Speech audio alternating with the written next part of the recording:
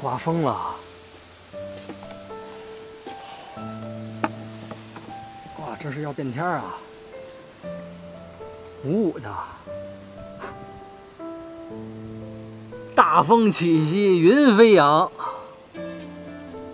哥们儿，我要关门、关窗户睡觉了。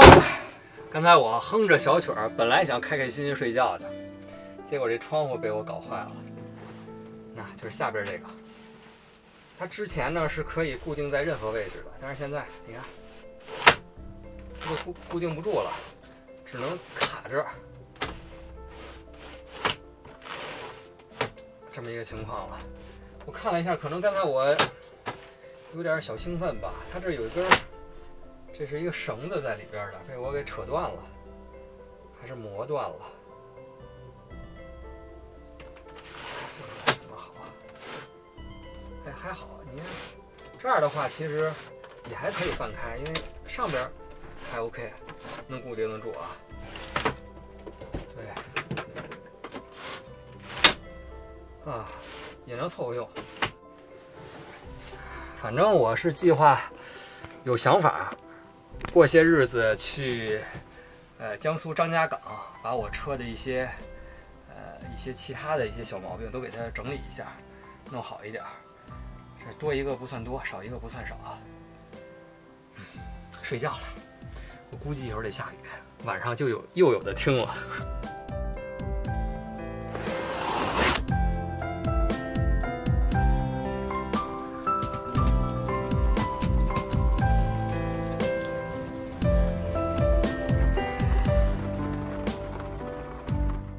新的一天，大家早上好啊！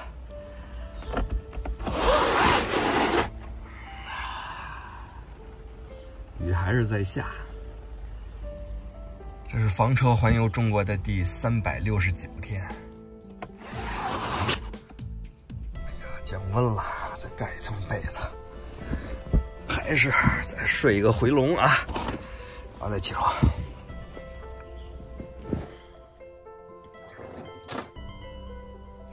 吓着了。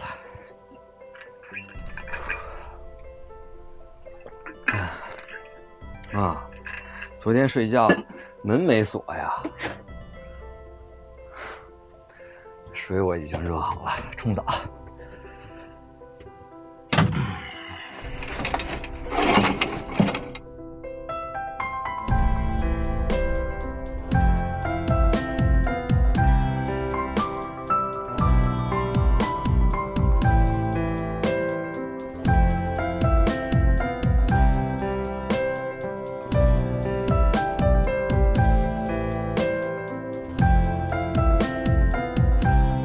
房车里洗澡不比家里头啊水流水压都没有家里头大，但是自己已经很知足了，出来玩嘛。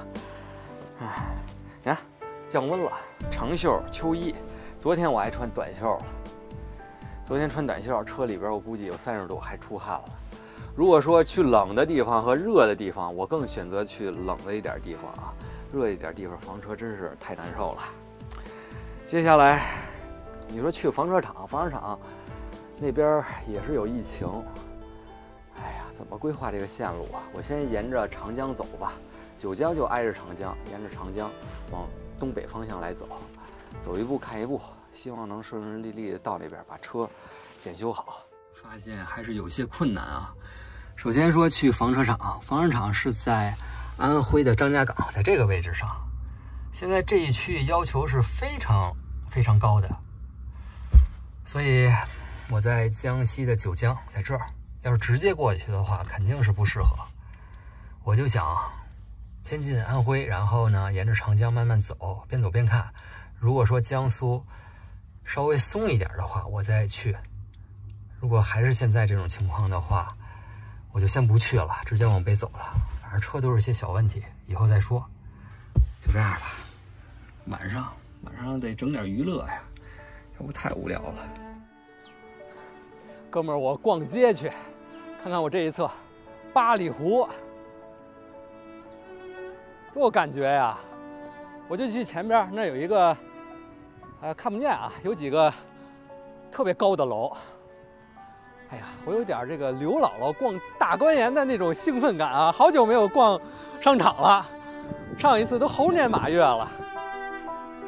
这儿能看得到啊，看前面这一大排高楼大厦，一会儿我就选一座去里边见世面啊！你们一个个的别笑话我，作为一个经常睡服务区的主，睡在湖边的主，这确实如此啊！看看。有些景区不让进去，没关系，对于我，你看这地儿不也挺好吗？乐盈广场就这儿吧，能不能让我进呀？看看，这是怎么回事啊？怎么都是关的呀？我这儿好不容易来一趟大观园，还给我整一个清场。这么对得起哥们儿我吗？我有那么体面吗？哎呀，看来是有特殊情况呀，全关了。这事儿闹的有门啊！我发现他这个商场1层有些底商是开着的，那银行开着了，这有一家衣服店也开着了，2折。这还有个小超市也开着了，那看来还是可以的。扫码进来了，我问了一下，4层的电影院是开着的啊。这边你们看一下，这是3层，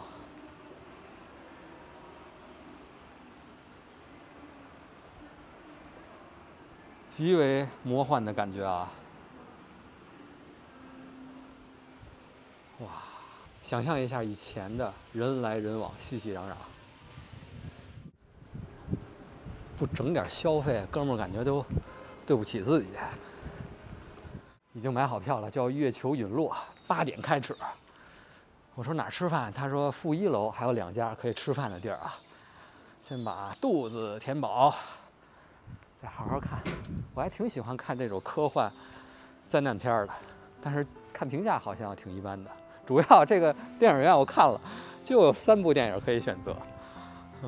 你们说我在这儿嚎一嗓子，怎么样？会不会把别人给吓着呀？还是别乱叫了。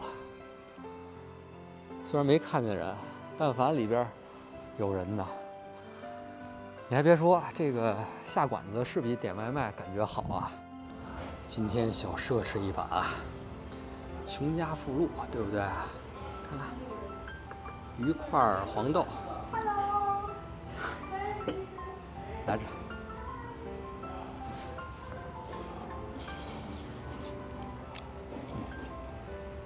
可喜欢吃鱼了。江西菜都是有点辣。